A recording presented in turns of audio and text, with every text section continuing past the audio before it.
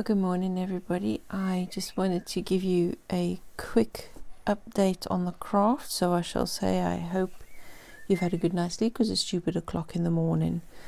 I've been up since about 4:30 this morning and decided I'll get some work done after doing some reading. And so I thought I'm not going to get a chance to do another video again. I think I've only done 2 this week, is it? No, it will be 3 this week, but not on the days that I intended. But so I needed to give you some kind of update of what I've been doing on the craft so far. Yet I know I'm not, like I said, I'm not going to get another chance until Thursday next week. I don't think. I'll try on Monday because I'll be going to the school again on Monday to do some more work on the garden. So I hope that I'll be able to do a video on Monday for you, just to let you know how the school garden's going. But for today, I'll do this now quick because once everybody gets up and the day begins, that's it. There's no chance until then because I have my grandchildren staying over. So here we go, and I'm just telling you, these are not complete yet. This is one of the Santas. I have 2 of them. Okay, we have 2 of them, and they both have little walking staffs, but this one's different. This is just a plain walking staff. It does come out, and he's holding a little Christmas tree.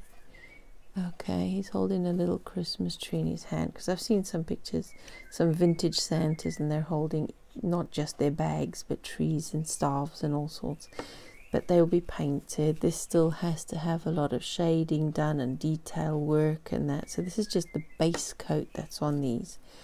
They've got a lot more detailing to go on and work on the faces. This one as well, he's taller. And he also has a staff, but his staff has a tree on the top, and he has a little lantern. So I'll tie that to his hand over there with a jewelry chain, and attach that. So his lantern he's holding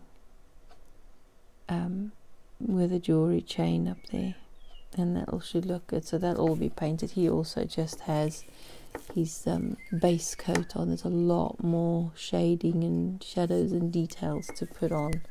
So that's what we've been doing just yesterday. And then we have 2 of the Celtic Santas in green. He has a browny beige fur trim. He has the white trim. Slightly different, both of them. Metallic green.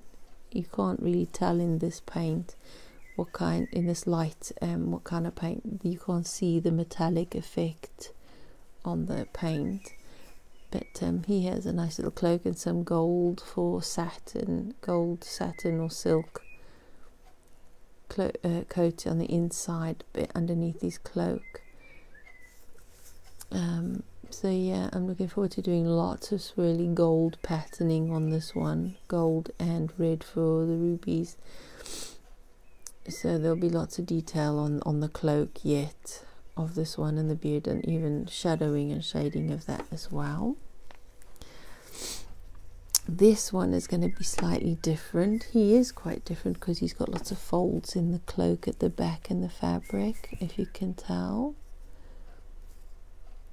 So yep, that's what we'll be doing there. And underneath they will have a felt coat to protect work surfaces or countertops or any wood surfaces from scratching. And yet it's fine because this is American basswood. It's very soft and it's smooth underneath, but I still want to put, just to give it a finished, complete feel and appearance. So there'll be felt on the bottom, but he's going to have little winter scene with deer and trees and snow around the bottom, and a little moon or something, you know. So there'll be a little winter scene painted on this one, on the sides. There'll be shading and shadowing to make the lines more obvious, and I may do the bottom and the trims with some fairy dust glitter, not the nasty cheap chunky stuff, but very delicate fine glitter to make it more shimmery. Yeah, he's also got to have more shading and more details on the face, and he needs, his arms are tucked in underneath his cloak because he's absolutely freezing. So I think a little bit of red on the nose and the cheeks will just show just how cold he is. Maybe a hint of blue in the lips because he's freezing. He's tucked his arms in underneath his cloak, and it'll suit the winter scene at the bottom.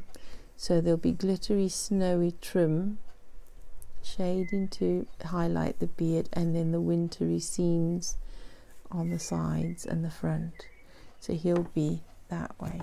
These two, all I've done so far is the base on the face. There'll be other bases, but they both have a little Santa sack on the back of the shoulders and the back. They're holding a little Santa sack, and they're only small ones, yet they take the same amount of time to make as the taller ones. How weird is that? So just because they're smaller doesn't mean they take less time and effort to make. In fact, it's a bit more difficult because you've got finer details. So yeah, they will be white background with the holly and the holly flower plants, the leaves and berries and other details, red ones, and so the green and red patterning everywhere, and this will be red on the trim. So it'll be red white with the green leaves of both the holly and maybe some poinsettias as well, I think. So there'll be a rather different looking Celtic Santa.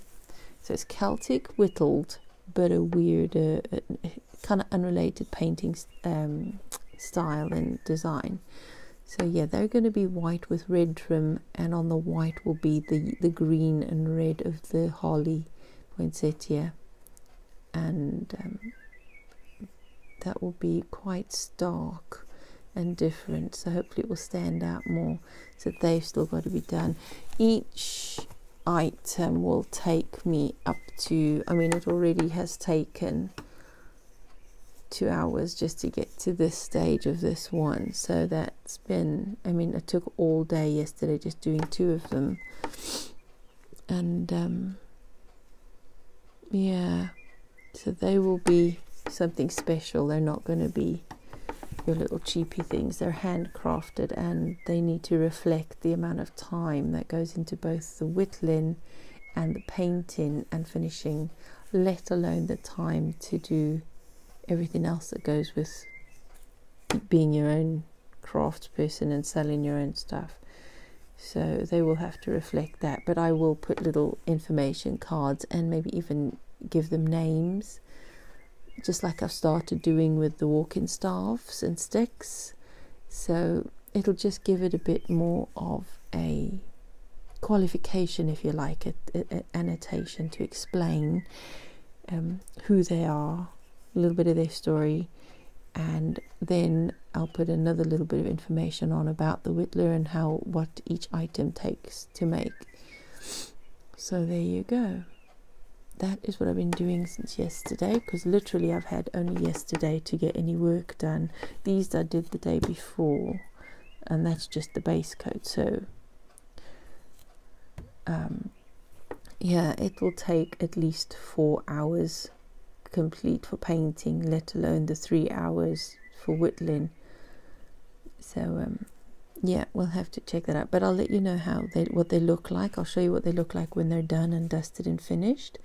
So it's just an update for you. I have made these. One of these, this is handmade in Wales, and yeah, handmade in Wales.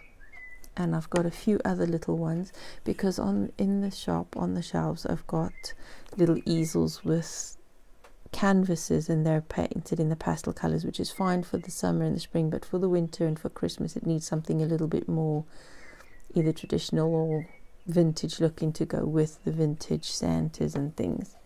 So that's what I'll be doing as well, with little information bits on there.